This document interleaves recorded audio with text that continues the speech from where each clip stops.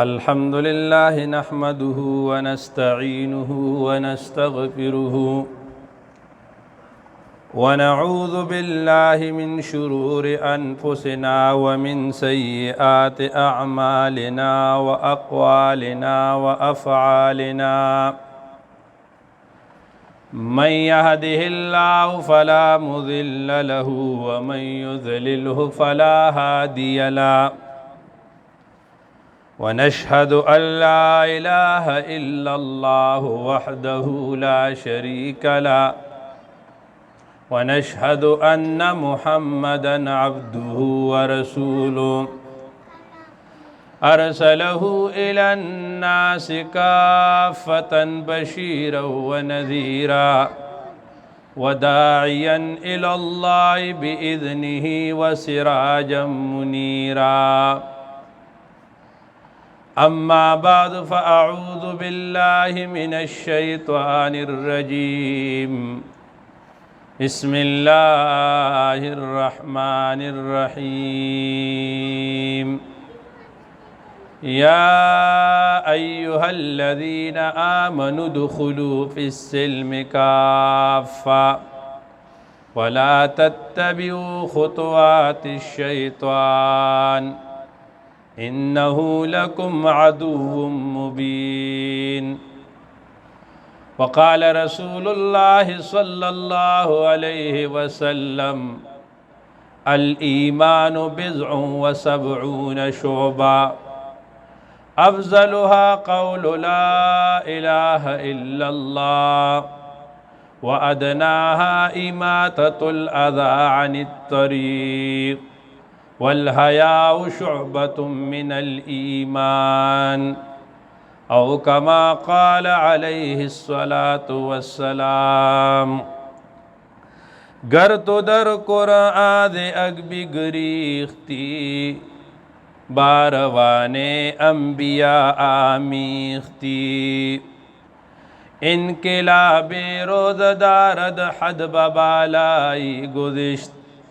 بر مقام بلبل ذاعان صحرائی نشست ان اللہ ملائکتہ یصلون علی النبی یا ایہا الذین آمنوا صلوا علیہ وسلموا تسلیما درود شریف پر شوق سر ہوئے اللہم صلی علی سیدنا و مولانا محمد افضل صلواتک بعدد معلوماتک وبارک وسلم وصلی علیہ حضراتو دسو جمعہ سے رسول اللہ صلی اللہ علیہ وسلم مبارک حدیث کہ الایمان بضع و سبعون شعبہ ایمان صد پاس اویا شبیری افضل دا غینا اعلا دا اغینا لا الہ الا اللہ دے او ادنا دا شبون کتپا شبو کی اماتت الاذا عن الطریق تے دلارنا تکلیف دے سیزلر کول والحیاء شعبت من الایمان او نبی علیہ السلام فرمائی حیاء دا ایمان شعبہ دا رسول اللہ صلی اللہ علیہ وسلم تا مبارک حدیث ما مخکم تاو تا عرض کرو چدیدی مطلب او مقصد دا دے چی ایمان دا دے انحصار تاسو پا یو سیز دو سیزو دریو سیزو کی می صحابہ ہوئی چی بس تاسو یو عمل کوئی او تاسو دی ایمان انحصارم پاگے کیوں گرنے بلکہ دی ایمان دیر شبیری او ما عرض کرو دا عرب چی وی یا په پښتو کې مې یو سړي ته زول او یا پیری وزر ز تلم خدا ما خبرې نه منلې معنا دا کثرت ته مراد ده یعنی د ایمان ډېر شوبېری بیا غ په ډېرو شوبو کې په دې حدیث کې نبی علیہ السلام د دریو ذکر کړی دی پاغي کې یو لا اله الا الله دې پاغي معنی سنا څه خبره شوی و چې لا اله الا الله دا د ایمان اعلی شعبه ده. ولدې کې د رسول الله صلی الله علیه وسلم د الله جل شانه د توحید اثبات کړي، د الله تعالی د وحدانیت اثبات کړي. د لا اله الا الله مقصد او مطلب چې په کائنات کې بل عظیم طاقت داسې نشته ده چې څنګه طاقت د خدای دی. په کائنات کې متصرف ذات، خالق ذات، مالک ذات، رازق ذات دا د الله جل شانه دی، او د خیر او د شر مالک دا الله دی. کتا نه شر لرکي هم الله به نه لرکي، او کتا له خیر درکي هم الله بدل درکي. او د ایمان په شوبو کې دا لومبای شوبه او دا چې د چا په زړه کې څومره راسخه ده او څومره مضبوطه ده، دومره هغه په دنیا باندې راج کوي، دومره هغه کامیاب دی. او د چا چې په دې لومبای شوبه کې په عقیدې کې، په ایمان کې، په یقین کې کمزوري ده، دور هغه چې دن په زوال او په پستای باندې روان دي. سیبا صحابه کرام هغه خلکو چې هغه د ایمان دا شوبه د هغه داسې راسخه وه چې په لا اله الا الله باندې هغه دومره یقینو، دومره اعتمادو، دومره پې د هغه اطمینانو چې تمام دنیا یو طرف ته او دا کلمه د لا اله الا الله بل طرف ته. نو دا هغه یقین دا چې دا کلمه د لا اله الا الله دا مضبوطه ده د تمام کائنات د طاقت نه، او حقیقت هم دقه ده. یو ځل حضرت عمر رضی الله تعالی عنہ یو صحابی د جلیل القدر صحابی د عبدالله ابن حذافه رضی الله عنہ د یو جهاد ته لیږل او د هغې ذمہ دار مشر مقرر کا کمانډر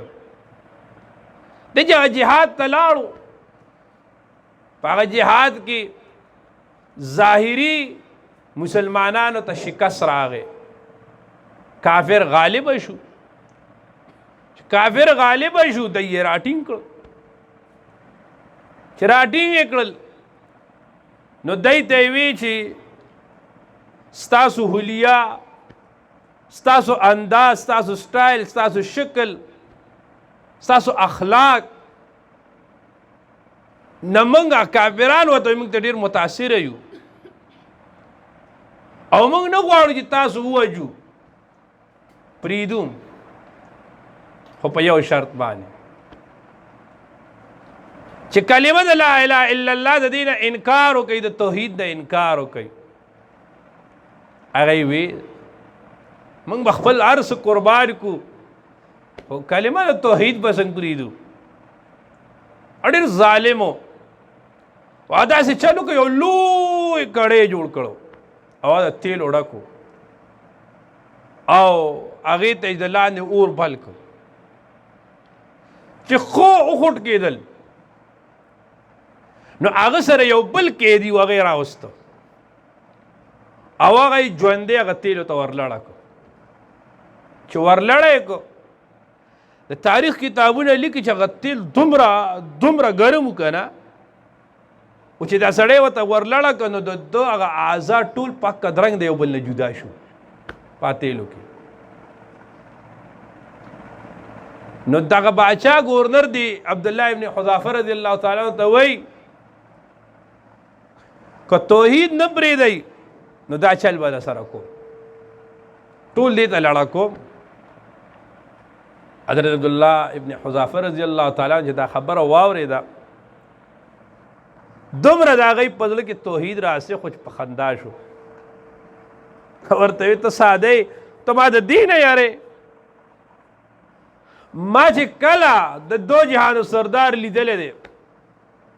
ما چې کله د نبی علیه السلام دیدار کړی دی، او د هغې نه پس زما مستقل دا دعا ده چې الله هغه پورې ما ته مرګ رانه ولې چې څو پورې زما یو اندام یو جوړ الله دا ستا په لاره کې زخمی شوی نی، زما یو اندام ستا په لاره کې قرباني نی ورکړي. دا خو ما ته داسې لګي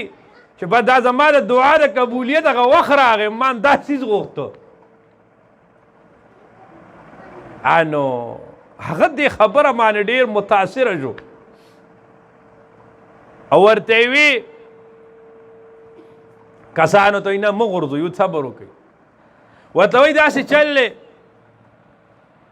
چې زه یو بل شرط، تاسو توحید کلمه د لا اله الا الله نه پرېږدئ، نو یو بله خبره باندې دې پرېږدم، هغه دا دی چې تاسو به راځئ او زما تندې به ښکلوئ. اوس د یو کافر تندې ښکلول دا د یو کافر تعظیم دی، د هغه اکرام دی، هغه له قدر ورکول دي. او دا چې دی انو ګناه کبیره ده. اوس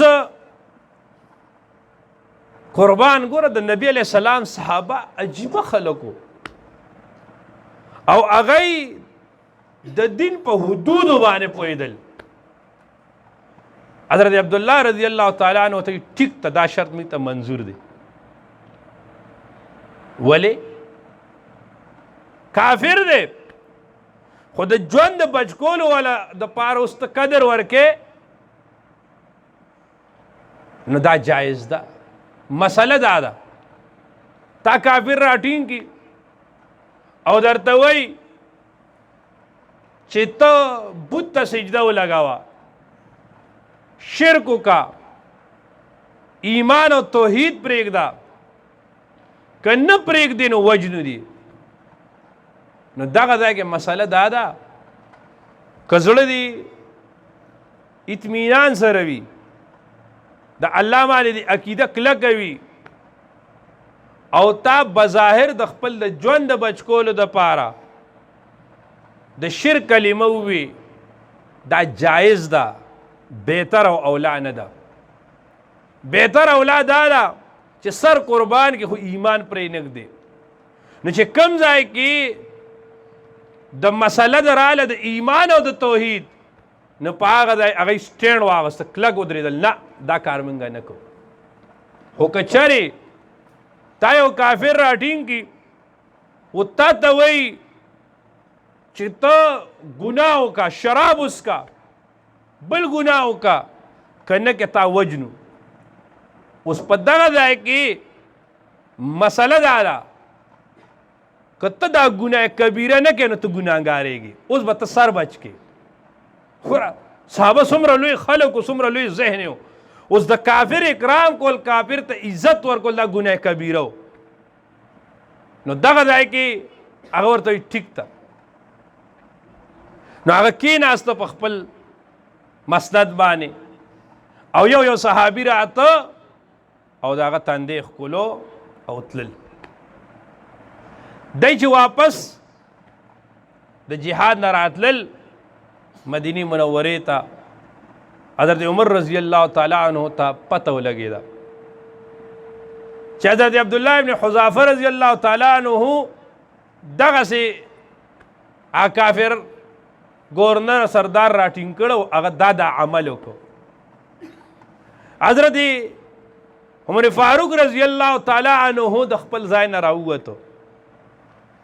او چې راووتو د مدینې منورې نه بار راغی استقبال له، او چې استقبال له راغی نو چې عبدالله ابن حذافه رضی الله تعالی عنہ ملګري او غیر راتلل، نو یو په تندي ښکلو او ورته یې وی زه ستاسو اعزاز له دې د وجې راووتم، ستاسو استقبال له دې د وجې راووتم چې تاسو د دین حدود دا په ځای باندې کړل. العیاذ بالله او دا که زمونږ د زمانې موږ تاسو کې داسې څوک وې نو هغه به وي چې نه زه به خپله بهادري ښیم. خلک خپلې بهادرۍ ښایي. بعضې ټایپ د دین حدود ته موږ نه ګورو، موږ خپل ذاتي بهادري ښو چې خلک وایي چې ګوره څومره مضبوط سړی و، څومره لویه قرباني وکړه. حالانکې قرباني اصل قرباني دا ده چې د دین حدود چې په کم ځای کې سختی نو هلته به سختی کې، او چې په کم ځای کې نرمي و هلته به نرمي کې. علا کل حال د عبدالله ابن حذافه رضی الله تعالی عنہ دا صحابه داسې په سونو واقعات دي. په سمندرو به داسې تلل، په اور به تلل، ولې هغوی په زړه کې کلمه د لا اله الا الله د ایمان دا شعبه مضبوطه و راسخه وه. او چې د کم انسان په الله باندې په توحید باندې عقیده مضبوطه وي، یقیدانم دری عالم کہ لا معبود الا ہو. زما دا عقیده دا چې دری عالم په تمام عالم کې لا معبود الا ہو، لا مقصود فی القونین، په دنیا و آخرت په دواړو قونو کې زما مقصود نشته دی، ولا مطلوب الا هو، او نه زما مطلوب محبوب شته مگر یو الله دی. نو کلمه د لا اله الا الله و دې ته د ایمان په شعبو کې رسول الله صلی الله علیه وسلم اعلی او لوړ وي. او دغه وجه ده حدیث کې راځي نه په دې کلمه کې عام د دې په فضایلو کې شروع شي بهر دی. حدیث کې راځي په قیامت کې به یو سړی راولي 99 د پاتر دا باغه د ګناهونو ډکی رجسټر هغه به په یو تله کې کیږي چې په یو تله کې کیږي خو دې هغې ته ګوري دی وایي زه خو لاړم غرق شوم تباه شوم او دې کې د بچ کېدو څه نشته ده زما دومره ګناهونه دي. بلې غاړې ته به یو دومره ټوکړه وي د کاغذ، دې ته حدیث د بطاقې وي، په هغه ټوکړه باندې به لا اله الا الله لیکلی. او دا به دې انسان په اخلاص نیت سره د زړه نه ویلي هغه لا اله الا الله به را دی به خپل کې وایي چې په دې یو ټوکړه به دا دومره رجسټر څنګه کېږي، خو بس زه خو لاړم تباه شم. خو چې کله هغه کلمه د لا اله الا الله په هغه بل طول کې کېږي او هغه به کته شي او دا ټول د ګناهونو رجسټرې به اوچتې کړي. دې د وجې رسول الله صلی الله علیه وسلم فرمایل افضل الذکر لا اله الا الله، افضل ذکر دام لا اله الا الله دے. نو اللہ جل شانہ دی توحید زمون په زړونو کې راسخ کی. او ګورئ جی علماء لیکي خپل دن نه دن هغه حدیث کې چې راځي دومره ذکر کوا کوا کوا چې تا ته خلک لیونی ووایي. څوک چې د چا عاشقي او د ده په خوله باندې به هر وخت د خپل معشوق ذکر او تذکره راځي. علما فرمایي چې د مجازي عشق نه په حقیقي عشق د تلو طریقه هم دا ده. بعضې خلک وایي تش لساني ذکر باندې به څه وشي. نه نه نه، ته په خوله باندې لا اله الا الله وایا وایا وایا او دا به د دې خولې نه دې ځای ته ورکوز شي او یو وخت به راشي. دا داسې نه ده چې تا نن ذکر شروع کړ، ډېر خلک داسې، ډېر سالکین داسې، ډېر مریدان داسې هغه یاره ما دوره ذکر وکړ، دوره مې وخت مې بیعت وکړی دی او دوره په صحبت کې راځم، په ما خو څه اثر نشته دی. خو دا په یو ورځ کې نه زرغونېږي دا هر څه. امام غزالی رحمت الله علیه یو ځای کې فرمایي وای انسان چې نیک عمل کوي نو د دا نیک عمل اول ریایي د په مزاج کې سوچ کې دا خبرې راځي چې یاره زه دا ذکر کوم دا نیک عمل کوم دا بیان کوم دا درس کوم دا نوافل کوم دا خلک به ما ته ښه وایي څه وخت داسې لګیایي چې لږ وخت تیر شي نو ورو د د موضوع کیفیت بدل شي دی وایي د عادت چې دا دومره ستړی کوم د خلکو نه ستړی کوم نو بیا د دا عمل عادت وګرځي بیا دی عادتا لګیا یو خپل عبادت کوي چې لږ وخت پې تیر شي دی په مقام د عبادت ته د عمل بیا ورسي نو کلمه د لا اله الا الله چې موږ وو سړی چې ګوره د چا علماو لیکلي دي یو سړی په عشق مجازي کې مبتلا دی او دی وایي چې دې نه د خدای ما منې کي او د هغې ډېرې طریقې دي یو طریقه هغه دام لیکي چې دی به د هغه بنده هغه خرابه یا برایا او چې ته سره کم زیاتی کړي دي ته کم نقصان ورکوي هغه به دی په تصور کې راولي او ځان له چې کیني وایي به چې تا دا ما سره کړي دا دې کړي دا دې کړي دي او دې سره دی چې د ده دا نفرت خو د خلکو په مخکې نه هغې نه بیا غیبت جوړېږي او د ده دا نفرت دی په خوله باندې بار بار وی نو علما وی اذا تکرر کم سیز چې یو ځل بار بار تکرار کیږي په ژبه باندې بار بار راځي تقرر دا په زړه کې راسخ شي نو چې کله یو انسان د الله ذکر ډیر کوي بیا کوي لا اله الا الله وی او دا دې زړه ته ورکوشي او الله بیا موږ تاسو ته کیفیت راکړي چې په هغې کې به زمونږ دون د الله سره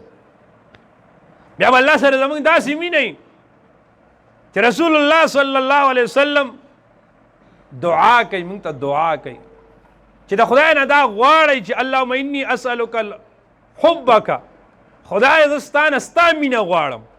الله موږ ته خپله مینه راکړي وحب من یحبک خدای په انسانانو کې د هغه خلکو مینه زما زړه کې واچوي چا سره چې ستا مینه ده والعمل الذي يبلغني الى حبك خدایا عمل چې هغه ما ستا مینې ته رسوي هغه خدای ما ته نصیب کړي نو الله دې زمون خپله مینه نصیب کړي الله دې زمون خپل عشق نصیب کړي نو اعلی د ایمان د درجو ده دا کلمه د لا اله الا الله ده او کوشش دا کوئ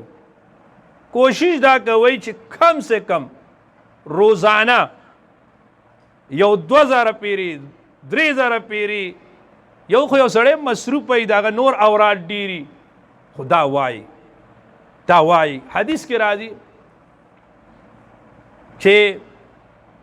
بلکې دې حدیث ته مخکې درته علامه بونی رحمت الله علیه یو لوی بزرګ تیر شوی دی د هغه یو کتاب دی شمس المعارف په دې شمس المعارف کې هغه لیکي کم سړی چې ماسخوتن اوده کېږي او د اوده کېدو په وخت باندې د زر پورې لا اله الا الله ووي د ده دا روح دا ځان له لویه غټه علمي مسله ده چې سړی کله اوده شي که نه نو علما وایي څوک وایي ده کې 2 روحونه دي یو روح د حیات دی یو روح د تمیز دی او بعضې علما وایي نه روح یو دی خو د تعلق روح سره مختلف دی دا به په بل ټایم کې وه خو علامه بونی وایي چې د دا روح بیا د عرش د لاندې شپه تیری ټوله شپه دی د عرش د لاندې نو چې ماسخوتن اوده کېږو نو ګوره په لا اله الا الله چې زر پیرې وو که نه د په دې باندې 10 پینټه نه لګي زمونږ او دې سره یو بل وسره چې تاسو زم کې یو حدیث کې راځي کم سړی چې 9000 پیرې لا اله الا الله ووایي الله به درته بخښنه کوي او که چېرې د دې ثواب چاته وبخښه هغه مړي هغه سړی جهنمي ومي الله به هغه ته هم بخښنه کوي یو بزرګ د ډېر لوی محدث دی هغه وایي چې ما کله دا حدیث ولوستو نو ما وی چې یاره زه به مړېږم او قبر ته به ځم نو سړی چې چېرته ځي او سفر کوي نو ځان سره کرایه علي نو دا زما د آخرت کرایه ده دی وایي ما ځان دپاره لا اله الا الله دا 9000 پیري ووي خو یو ځل زه ناست وم په خپل مجلس کې یو نوجوان راغی چې راغی نو خلکو وی دا نوجوان الګ ته د کشف کیږي کشف رونو دای کنه الله تعالی پټ پټ سيزونه خیدا اولیاء بزرګانی کنه او دای د زړه پسترګو ګوري دای د الله تعالی هغه سيزونه خی چې هغه ماته تنخکاری د دې ځای نشاته سدي ماته تنخکاری خو چې الله وت کولاو کې هغه تخکاری وی خلکو چې دینو جوان ته کشف کیږي دا بزرګ وای چې زما طبیعت ډیره منل نه چې دا خو کشر الګ ته او دته څنګه کشف کیږي عبادتونه منګه کو مصلی منغزول ول خپوز منګی ټایو کلو کشفونه دته کی طبیعت می منل نه وای دا نوجوان کې ناستو چې کې ناستو دا سې لږ وخت تیر شو سیبا دا رنګ تک زیړ شو او په جړا شو ما لکه تراشه ولې جاړې سیبا ستا مجلس کې ناسم خپل امور می ولیدا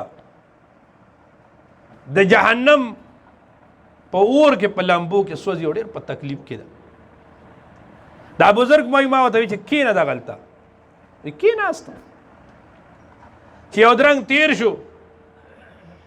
اوس رنگ بدل شو حشاش بشاش ته او خاندي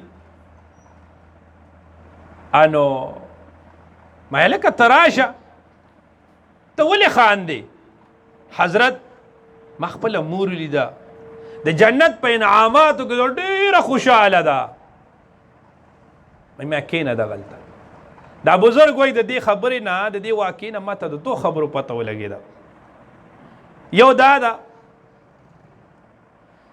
چې کله نه ما دا حدیث اوریدل نو ما ځان د پاره لا اله الا الله او یا زره پیری ویلو او چې د ما ته وی چې زما مور په دې تکلیف کې نه ما په زړه زړه کې وی چې یا الله ما چې ځان له لا اله الا الله کم ختم کړی دی خدای د هغې ثواب ما د دې الګ مور ته بخله دی نو یا نیمه ګنټه مخکې شل منټه مخکې په جهنم کې ده او هغه ته کشف وشو بیا الله ورته بخنه وکړه او دویم دا ده چې دا الګ کشر دی عمر دوره نه دی خو الله چې چاله مرتبه او مقام ورکوي دا په عمر کې معنی نه ده یو سړی اب ټول عمر په یو پان کې پاتې شوی او بل سړی هغه په کې لږ وخت تیر کړی هغه له الله لوی مقام ورکړي اب پښتو شاعر وای ټول عمر دې تیر ک په اوبو کې خو ایکابا او تشي شملې شار به خبر نشوي د مطلبه یو په کې ټول عمر تیر کړی او بل الله تعالی په لږ وخت کې دا انعام دی وعطا ده وری کی نو ما چې بالکل ټیک تا دینو جوان الله په لږ وخت کې لوړ مقام ورکړي نو لا اله الا الله دا ځان سره عزم وکړي ګوره چې موږ روزانه اړو ماسخوتنې دا زر پیری وو نو چې دوه نیمې میاشتې کېږي زمونږ او یا زره ختم به برابري نو ځان له خو دې که بیا څوک رشته دار ومي او هغه وفاتي سړی هغه ته هم ثواب وبخي نو زمونږ ثواب هم نه کمیږي او دا آخرت پې هم جوړېږي نو کلمه د لا اله الا الله او دا ډېره وایي او ګورئ جی د لا اله الا الله نه دی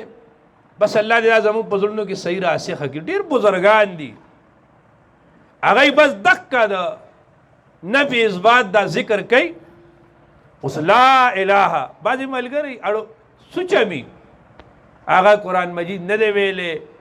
نور وظایف ورته نه یادېږي لیکل وغیره سره نشي ویلې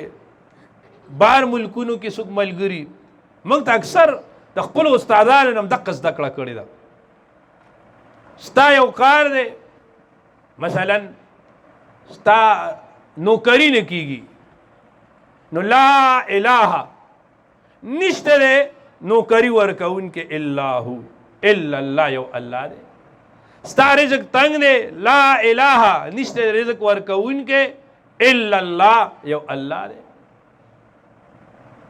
آفت ته مصیبت ته لا اله نشته دا آفت لرکوونکی الا الله یو الله دی څوک درته نقصان در کوي دشمنی در سره کوي لا اله نشته ر زما د دشمن د شر نه بچ کوونکې الا الله یو الله تعالی دی ځکه حدیث کې دیته افضل وي دیته اعلی وي په دې کې دومره اسرار دي دومره اسرار دي چې زمون عمر به ختم شي خدا لا اله الا الله په اسرار باندې به منګه پورا نشو اب ختم نکو الله دې د لا اله الا الله دن او د توحید صحیح دن او توحید هغه اقبال مرحوم چې وای کنه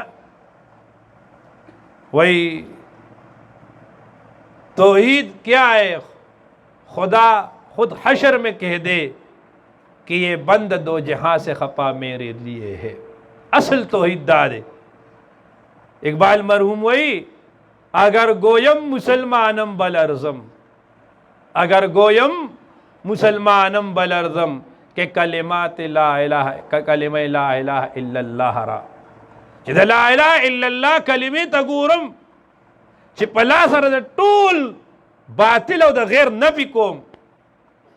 نو په ما کپی راشي چې اسلام کی ثبوت او دا دور آسان کارم نه دی او توحید خدا نے کہ خدا خود حشر میں کہہ دے یہ بند دو جہاں سے خفا میرے لیے ہے وہ دے انسان تک دنیا سرا تعلق کٹ کڑو نو زما د وجه کٹ کڑو پل ذاتی مفادات نو حدیث کی ناراضی من احب للہ وابغض للہ ومنع للہ وآتى للہ فقد استکمل ایمانا یو انسان که چاله څه سیز ور کوي او د الله د پاره ور کوي که یو انسان نه او سیز منع کوي د الله د وجه منع کوي که یو انسان سره مینه کوي د الله د وجه کوي که یو انسان سره بغض کوي د الله د وجه کوي فقد استکمل ایمانا او د دې انسان ایمان کامل شو او قیامت کې به الله تعالی ساوازونه لګي چې هغه خلکو باندې به الله خصوصي انعامات کوي په هغې کې به یو اواز دای این المتحابین فی الله او چرته دي هغه خلک چې د هغه یو بل سره مینه او محبت و چا دپاره د الله دپاره الله دې زمونږه توحید په زړونو کې راسخ کړي الله دې مونږه صحیح د توحید عقیده نصیب کړي نو اعلی درجه د ایمان اعلی شعبه د ایمان دا توحید د کلمه د لا اله الا الله دا دند حدیث کی رسول اللہ صلی اللہ علیہ وسلم فرمائیں وَأَدْنَاهَا إِمَاتَةُ الْأَذَى عَنِ الطَّرِيقِ ادنا شعبه د ایمان دا څه شی دی چې د لارې نه تکلیف دې سیز لر کول ګورئ جی د اسلام حسن ته وګورئ اسلام حسن دار چې اسلام هر هغه سیزو چې پاغې باندې بل ته تکلیف رسی اسلام هغه ناروا او حرام ګرځي رسول اللہ صلی اللہ علیہ وسلم فرمائی المسلم من سلم المسلمون من لسانه و یده مسلمان آغا مسلمان دے کامل مسلمان با علا مسلمانی او چه دد لاسنا او دد جبنا بل تا چه دنو مسلمان تا بل انسان تا تکلیف نوی رسول اللہ صلی اللہ علیہ وسلم یوذل حضرت عبداللہ ابن مسعود رضی اللہ تعالی عنہ سرا چه دنو طواف کولو چه دوارو طواف کولو نبی علیہ السلام خانہ کعبی تو قتل او وی فرمائل چه تو ډیره محترم ہے ما دیابو که تسپاک ہے او سمر لوی حرمت تستا سمر لوی عظمت تستا خو بیا ورته وای چې کعبه ګورستا عظمت او ستا حرمت دا د مسلمان د زړه نه سیوا نه دی قلب المؤمن عرش الله، زړه د مؤمن دا د الله عرش ته، عرش د مؤمن دا زړه دا د الله عرش ته. کعبه منهدم کا، خود مؤمن د زړه د انهدام تصور باندې کې، د کعبه په انهدام باندې دومره وبال د الله په نسبت نشته دی څومره چې د مسلمان زړه ماتول او مسلمان ته تکلیف ورکول باندې دی. قرآن مجید کې الله تعالی فرمای ان الله وملائکته یصلون علی النبی، اللہ تعالی او پرختی یصلون علی النبی ای درود وی په نبی علیہ السلام. او نبی علیہ السلام یو حدیث کې وی چې ان الله وملائکته یصلون علی الصف الاول، چې الله او د الله رسول او پرختی درود وی په هغه چا باندې چې په صف اول کې مسکی. خو بیا د دو جهان سردار فرمای کچر یو سړی صف اول دې د وجه پرېږدي، د لومبي صف ته راځي مزله په خلکو باندې راړېږي، یو له ټیله ورکوي بل له ټیله ورکوي، یو ته تکلیف ملاویږي بل ته تکلیف ملاویږي، او د صف اول پرېښود د دې وجه نه چې بل مسلمان ته ایذا او تکلیف ونه رسي، او د موضوع کو په دریم صف کې په دویم صف کې نو الله ولا د لومبي صف نه دوچند اجر ورکوي. د څه د وجې؟ دې د وجې چې یاره که زه مخکې ځم بل مسلمان ته به تکلیف رسي. ګینې رسول الله صلی الله علیه وسلم مبارک حدیث راځي، نبی علیہ السلام به سلام وګرځول دعا به کوله، نو د صف اول کې به چا مسکو هغه له درې پیری دعا وکړه، بیا به نور له دعا کوله. دومره اهمیت ته د جمعې مونځ دی. حدیث کې راځي قرآن مجید آیات ته اذا نودي للصلاة فزعوا الى ذکر الله وذروا البيع، کله چې اذان شو بیا تاسو جمعات ته راځئ او بیا نور ټول کارونه پرېږدئ. خو بیا حدیث من راوستا که تاسو صف اول ته راځئ مسجد ته راځئ او خلکو په اوږو باندې خپې راړو، رسول الله دا منع وکړه. نو د صف اول دومره لوی عظمت دی، عظمت په سمه رسول الله وی پرېږدئ. کته یو سړی د پاسه خپر اړې سوره تکلیف به ملاو شي، حدیث دا منع کړی ده. نبی علیہ السلام وی ما ته د خپل امت نیک او بد اعمال مخامخ کړی شو، په هغې کې د نیک اعمالو نه داو اماطة الاذى عن الطریق، چې په لاره باندې تا یو تکلیف دی څیز ولیدو چې یو انسان ته په هغې باندې تکلیف ملاوېدو او تا هغه اوچت کړ. او بیا نبی علیہ السلام فرمایل چې بد اعمالونه پکې ما دا ولیده چې یو سړی توکاڼې دا په جومات کې وتوکي دقسې پرېښودې، اوس هغه توکاڼې دي وتوکلې. نو ګوره د خلکو مزاجونه وي، او بعضې مزاج داسې هلته د معمولي څیز نه کرکه ورځي اتنګېږي او دې باندې به هغه ته تکلیف ملاویږي. لہذا